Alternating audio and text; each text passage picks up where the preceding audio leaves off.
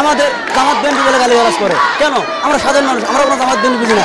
আন্দোলন আসলে থামবে না। আদালত এবং সরকার প্রধান আমাদেরকে নিয়ে জীবন খেলা করতেছে। যদি আমাদের দাবি না মানা হয় তাহলে আমরা আরো জোরদারভাবে আন্দোলন করব। করার টেবিলে ফিরে যেতে চাই, আমরা আমাদের আন্দোলনকে দীর্ঘায়ু করতে চাই না। আমাদের দাবি যতক্ষণ পর্যন্ত না হবে আমরা থামবো না, আমরা রাজপথে থাকবো। আমাদের দাবি যে কোটা কমে আনতে হবে, কোটা মুক্ত দেশ চাই আমরা। কোটা দিয়ে কোনো লাভ নাই। মুক্তিযুদ্ধ করছে ঠিক আছে, তারা মুক্তিযুদ্ধ করছেন, তারা মুক্তিযুদ্ধ সম্মান থাকবে। এই জন্য যে তারা মেধা ছাড়া উপযুক্তের আসনে বৈশা যে দেশটা ক্ষতি করবে এমন তো না। এটাকে তো দেশপ্রেম বলে না। এত মুক্তিযুদ্ধের মানটা রাখতে পারলো না তারা, তাহলে তারা আমাদের হলো না। তা আমাদের দাবি যতক্ষণ পর্যন্ত না মানবে আমরা সব কলেজ ভার্সিটি মিলিয়ে আমরা আন্দোলন চালিয়ে যাব। যদি আমাদের দাবি না মানা হয় তাহলে আমরা আরো জোরদারভাবে আন্দোলন, এটার জন্য আমাদের কর্মসূচি ঘোষণা করা হবে। এটা আমরা জানি না, আমাদের যারা সমন্বয়ক আছে তারা আমাদেরকে জানিয়ে দেবে। আমাদের দাবি হচ্ছে আমরা ছাত্র সমাজ আর কত আমরা কষ্ট সহ্য করবো, নির্যাতন সহ্য করবো।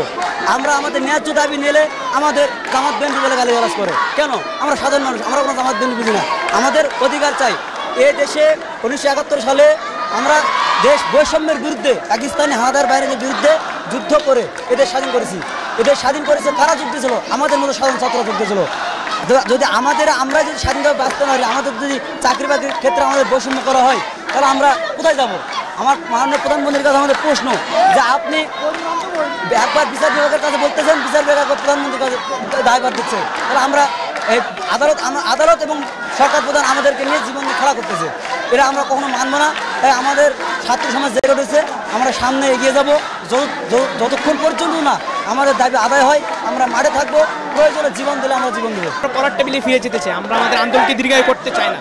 সুতরাং এটিকে সামনে রেখে একটা গঠনতান্ত্রিক প্রক্রিয়া হিসেবে আমরা রাষ্ট্রপতির কাছে স্মারকলিপি প্রদান করছি। যদি পরবর্তীতে আমাদের স্মারকলিপি প্রদানের পর কোনো উপযুক্ত সাড়া আমরা না পাই, সেক্ষেত্রে অবশ্যই আমরা আমাদের কর্মসূচি চালিয়ে যাব।